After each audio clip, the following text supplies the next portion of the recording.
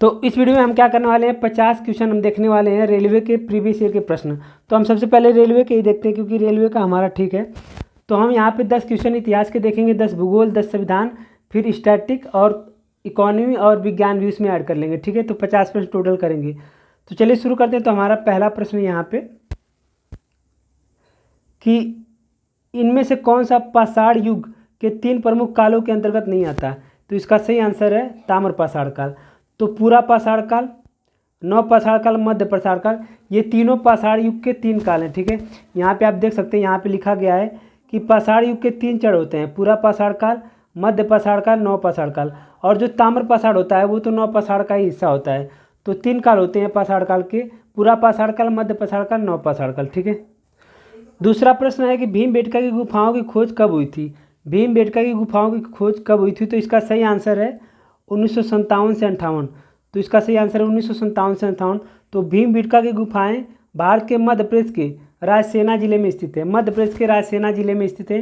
ये गुफाएं चारों तरफ से विंध्य पर्वतमालाओं से घिरी हुई हैं। ठीक है, यह एक पूरा पाषाणिक गुफा आवास है जिसकी निरंतरता तथा मध्य ऐतिहासिक काल तक रही है। इसकी खोज डॉक्टर विष्णु श्रीधर वाड़कर द्वारा 1957 और 58 में की गई थी। ठीक है, और एक चीज़ ये इंपॉर्टेंट है यहाँ पे कि 2003 में ये जो भीमबेटका है इसे यूनेस्को ने विश्व धरोहर घोषित किया था 2003 में। ठीक है, तो भीमबेटका की गुफाओं की खोज कब हुई थी, 1957 और 58 में। ठीक है,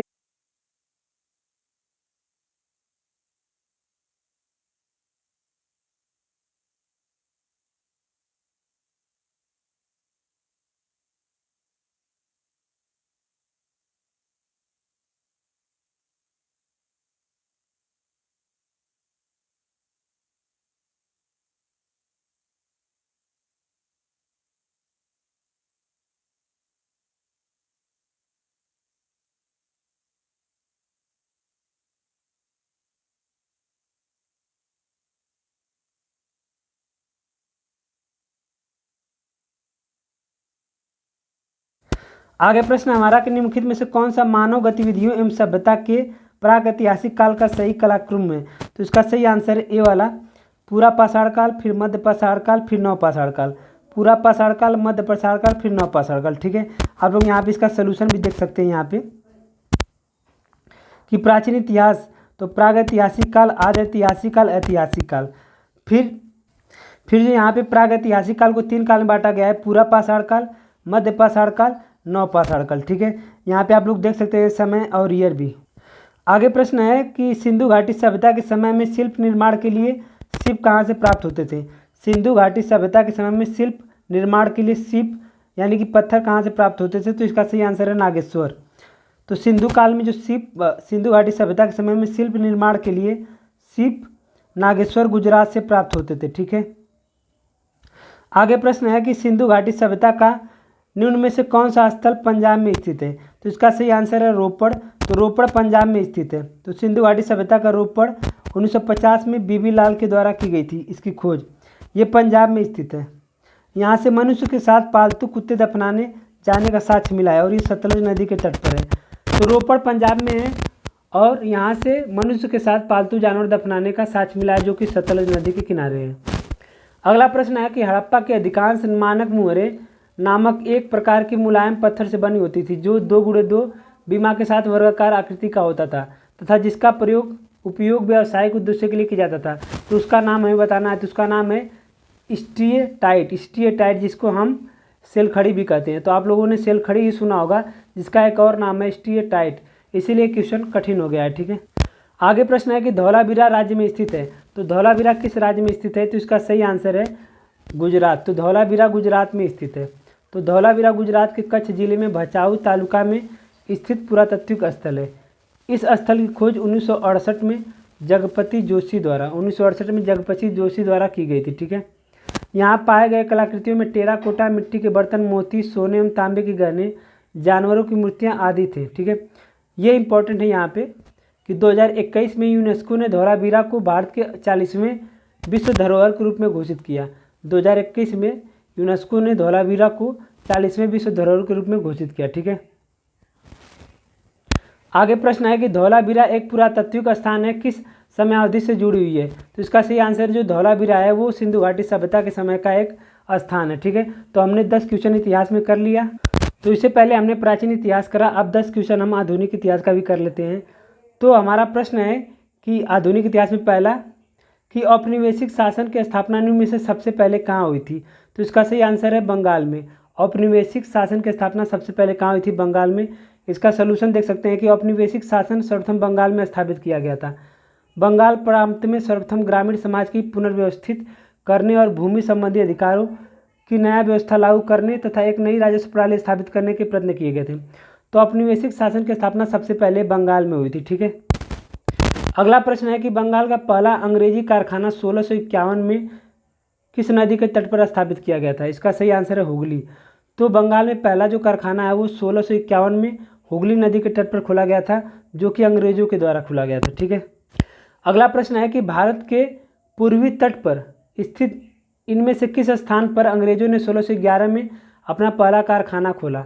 भारत के पूर्वी तट पर स्थित इनमें से किस स्थान पर अंग्रेजों ने 1611 में अपना पहला कारखाना खोला। तो इसका जो सही आंसर है वो है मसूलीपट्टनम, मसूलीपट्टनम। ठीक है, तो भारत के पूर्वी तट पर स्थित मसूलीपट्टनम में 1611 में अंग्रेजों ने अपना पहला कारखाना खोला। उल्लेखनीय है कि भारत में आने वाली यूरोपीय शक्तियों में सबसे पहला आगमन जो है वो पुर्तगालियों का था।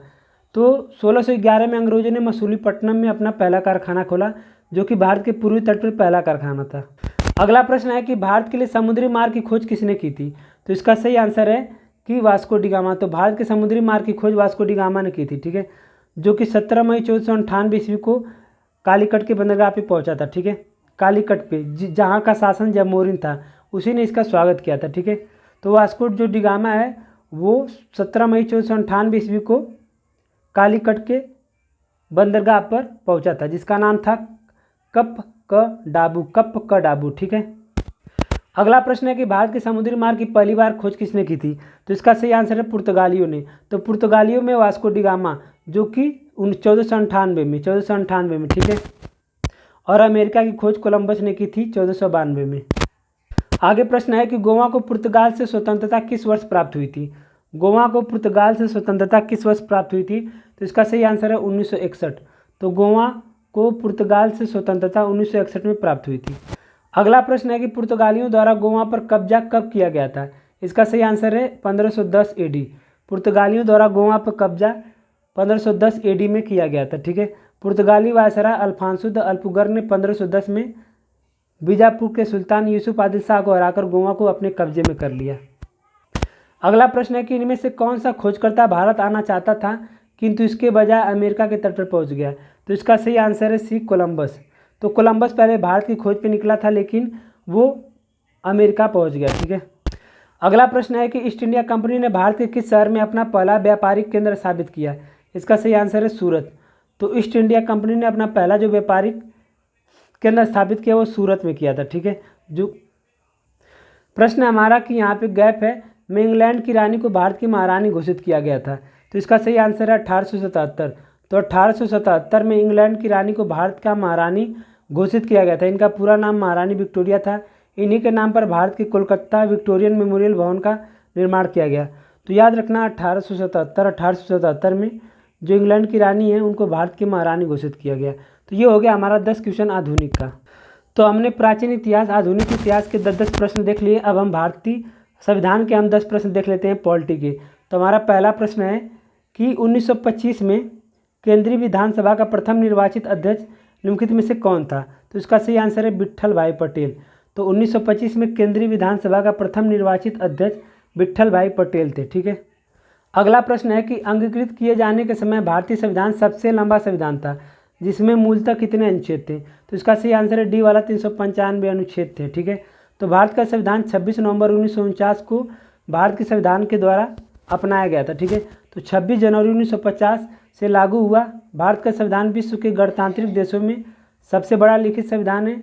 संविधान निर्माण के समय इसे कुल 395 अनुच्छेद, 8 अनुसूचियाँ, 22 भागों में विभाजित किया गया था। ठीक है, आगे प्रश्न है कि भारतीय संविधान की एकात्मक विशेषताओं के संबंध में इनमें से कौन सा कथन गलत है।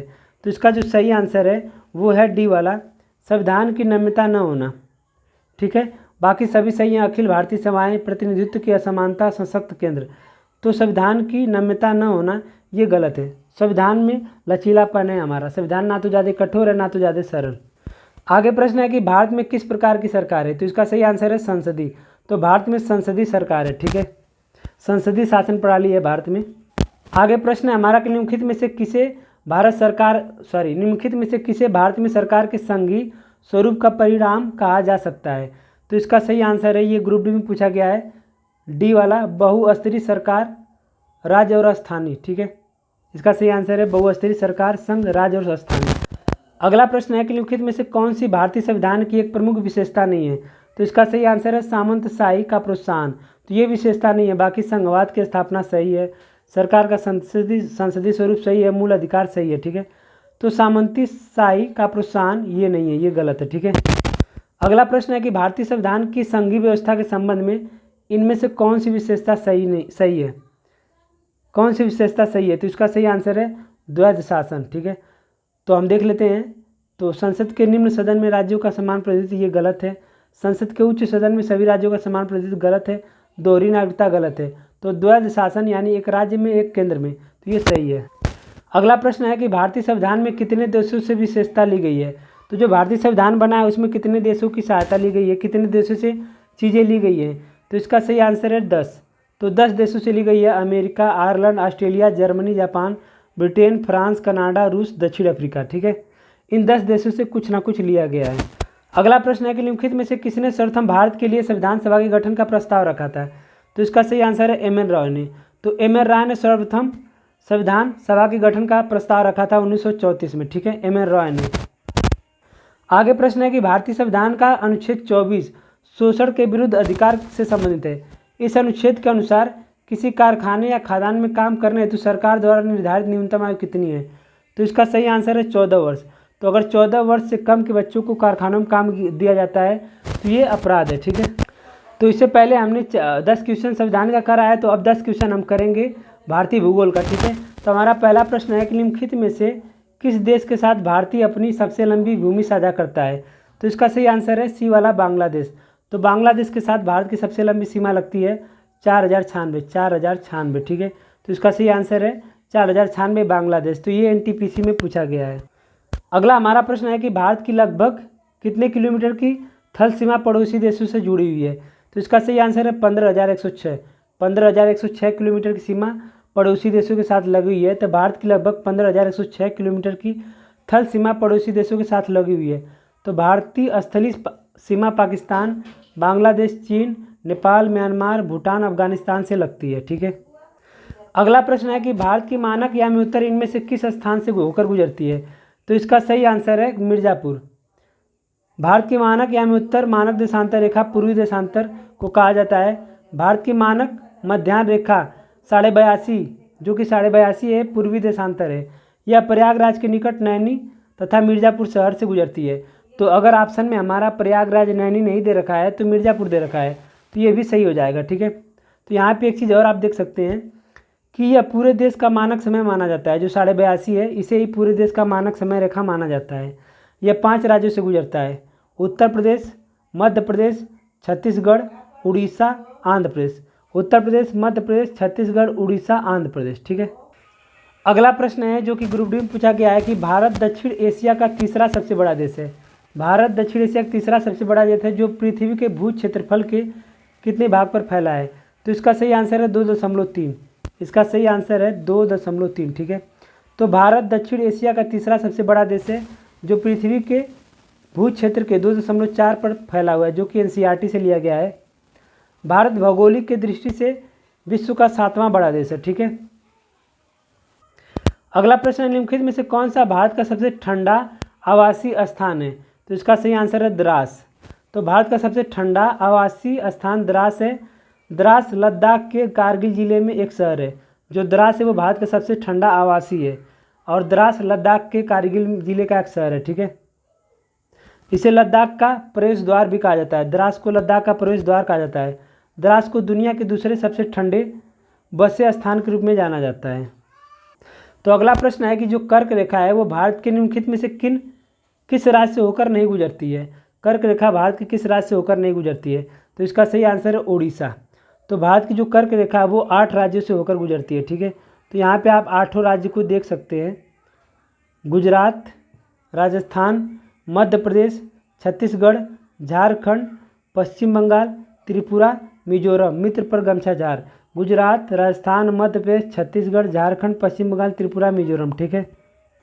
अगला प्रश्न है कि भारत की भू सीमाएँ कितने देशों के साथ जुड़ी हुई है? तो इसका सही आंसर है 7। तो भारत की जो सीमाएँ लगती हैं, जो पड़ोसी देश हैं, जो भूमि की सीमा है वो 7 देशों के साथ लगी हुई है। कौन कौन से? एक तो हो गया पाकिस्तान, अफगानिस्तान, नेपाल, भूटान, बांग्लादेश, म्यांमार, फिर एक हो गया आपका अफगानिस्तान। अगला प्रश्न है कि कितने भारतीय राज्यों की सीमाएं नेपाल से जुड़ी हुई हैं? तो इसका सही आंसर है 5। तो नेपाल से जो जुड़ी हुई भारत की राज्यों की सीमाएं वो 5 राज्य हैं जो नेपाल से जुड़ी हुई हैं। कौन कौन से हैं? उत्तराखंड, उत्तर प्रदेश, बिहार, पश्चिम बंगाल और सिक्किम। तो ये 5 राज्य नेपाल से सीमा बनाते हैं, ठीक है। तो टोटल भारत के 7 पड़ोसी देश हैं, पाकिस्तान, चीन, नेपाल, भूटान, बांग्लादेश, अफगानिस्तान, म्यांमार, जो स्थल सीमा बनाते हैं। आगे प्रश्न है, हमारा कि लक्षद्वीप समूह और अंडमान निकोबार द्वीप समूह के समुद्री तट सहित भारत की समुद्र तट की लगभग कुल लंबाई क्या है? तो इसका सही आंसर है 7517, 75-17। तो ये याद रखना, ये 75-17 है। जब अंडमान और लक्षद्वीप सबको मिला लिया जाता है तो भारत की समुद्र तट की लंबाई 7517, 7517। अगला प्रश्न है कि भारत देश का दक्षिणतम बिंदु कौन सा है? भारत देश का दक्षिणतम बिंदु कौन सा है? तो इसका सही आंसर है इंदिरा पॉइंट। तो इंदिरा पॉइंट भारत का दक्षिणतम बिंदु है, ठीक है। तो भारत का सबसे दक्षिणतम बिंदु इंदिरा पॉइंट है, और एक और है जो कन्याकुमारी है। अगर इंदिरा पॉइंट नहीं रहता तो कन्याकुमारी हो जाता। तो भारत का सबसे पूर्वी बिंदु किबूती है जो कि अरुणाचल प्रदेश में है। भारत का सबसे पश्चिमी बिंदु गुहार मोता जो कि गुजरात में है, तथा सबसे उत्तरी इंदिरा कोल लद्दाख में है, ठीक है। तो हमने 10 प्रश्न हमने भूगोल का देख लिया, 10 प्रश्न संविधान का, 10 प्रश्न आधुनिक इतिहास, 10 प्रश्न प्राचीन इतिहास, 40 प्रश्न हो गए। अब हम 10 प्रश्न देखेंगे विश्व भूगोल का, ठीक है। तो हमारा पहला प्रश्न यहाँ पे कि इस ब्रह्मांड में मौजूद प्रत्येक वस्तु जो पदार्थ से निर्मित है उसे वैज्ञानिकों ने क्या नाम दिया है? तो इसका सही आंसर है द्रव्य नाम दिया है, ठीक है। प्रत्येक वस्तु जो पदार्थ से निर्मित है उसे वैज्ञानिकों ने द्रव्य नाम दिया है, जो कि एनटीपीसी में पूछा गया है। अगला प्रश्न है कि आकाशगंगा की निकटतम स्पाइरल गैलेक्सी कौन सी है? तो इसका सही आंसर है एंड्रोमेडा गैलेक्सी, एंड्रोमेडा गैलेक्सी। आकाशगंगा के निकटतम स्पाइरल गैलेक्सी एंड्रोमेडा गैलेक्सी है, ठीक है। अगला प्रश्न है कि बिग बैंग सिद्धांत किसके द्वारा प्रतिपादित किया गया था? तो इसका सही आंसर है जॉर्ज लेमेंत्रे। बिग बैंग सिद्धांत जॉर्ज लेमेंत्रे के द्वारा दिया गया था। अगला प्रश्न है कि हमारा ब्रह्मांड कितना पुराना है? तो इसका सही आंसर है 13.7 बिलियन। 13.7 बिलियन हमारा ब्रह्मांड इतना पुराना है। अगला प्रश्न है कि जॉर्ज लेमेंत्रे का संबंध किस क्षेत्र से जुड़ा है? तो इसका सही आंसर है बिग बैंग सिद्धांत जॉर्ज लेमेंत्रे। अगला प्रश्न है कि आकाशगंगा जिसे हम मिल्की वे भी कहते हैं उसका आकार कैसा है? तो सर्पिलाकार है, ठीक है। उसका आकार सर्पिलाकार है। ये भी एनटीपीसी में पूछा गया है। अगला प्रश्न है कि निम्नलिखित विकल्पों में से कौन सा आकाशगंगा में एक तारामंडल नहीं है? तो ये भी तारामंडल है शर्मिष्ठा, सप्तऋषि, कालपुरुष, लेकिन लुब्धक ये तारामंडल नहीं है। आगे प्रश्न है कि गैस, धूल और अरबों सितारों का एक विशाल संग्रह कहलाता है। इसका सही आंसर है आकाशगंगा। तो गैस, धूल और अरबों सितारों का एक विशाल संग्रह आकाशगंगा कहलाता है। जैसे हमारे आकाशगंगा का नाम मिल्की वे है, दुग्ध मेखला, ठीक है। अगला प्रश्न है कि ब्रह्मांड का अध्ययन किस रूप में जाना जाता है? तो ब्रह्मांड के अध्ययन को हम कॉस्मोलॉजी कहते हैं। तो कॉस्मोलॉजी ब्रह्मांड के अध्ययन को कहा जाता है, ठीक है। कॉस्मोलॉजी ब्रह्मांड का अध्ययन, एंथ्रोपोलॉजी मनुष्य जाति का अध्ययन, ठीक है। एटिमोलॉजी व्युत्पत्ति शास्त्र और एनाटॉमी शरीर रचना विज्ञान। हमारी आकाशगंगा मिल्की वे के सबसे नज़दीक कौन सी आकाशगंगा है? तो इसका सही आंसर है एंड्रोमेडा आकाशगंगा। तो ये याद रखना, जो हमारी आकाशगंगा है उससे सबसे नज़दीक है एंड्रोमेडा आकाशगंगा, ठीक है।